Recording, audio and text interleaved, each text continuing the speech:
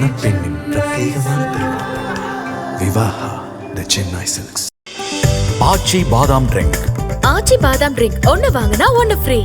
Periyar Maniamma Institute of Science and Technology, Tanjavur, AAA with specialization in electric vehicles and energy engineering.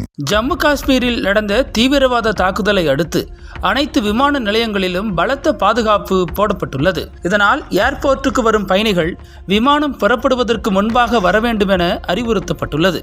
அங்கு வரும் பயணிகள் அனைவரும் தீவிர சோதனைக்கு பின்னரே விமானத்தில் அனுமதிக்கப்படுவர். அந்த வகையில் கடந்த 11ஆம் தேதி காலை கோவை விமான நிலையத்தில் மத்திய தொழில் பாதுகாப்பு படையினர் வழக்கமான பணியில் ஈடுபட்டுக் கொண்டிருந்தனர். இதனிடையே பெங்களூர் வழியாக டேராடூன் செல்லும் விமானத்தில் பயணிப்பதற்காக பெண் பயணி ஒருவர் அங்கு வந்துள்ளார்.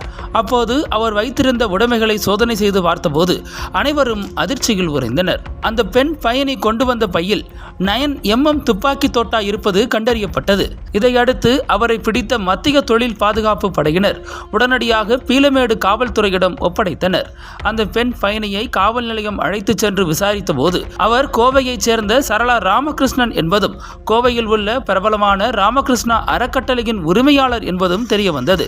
தொடர்ந்து சரளாவிடம் துப்பாக்கி தோட்டா எப்படி வந்தது என்பது குறித்து விசாரித்த போது தான் உரிமம் பெற்ற துப்பாக்கி வைத்திருப்பதாகவும் பெங்களூர் புறப்படும் அவசரத்தில் துப்பாக்கி தோட்டாவை கவனிக்காமல் எடுத்து வந்துவிட்டதாகவும் கூறியுள்ளார். இதையடுத்து சரளா ராமகிருஷ்ணன் எதற்காக துப்பாக்கி வைத்திருக்கிறார், அவர் கூறுவது உண்மையா அல்லது வேறு ஏதேனும் காரணங்கள் உள்ளனவா என பல்வேறு கோணங்களில் போலீசார் விசாரித்து வருகின்றனர்.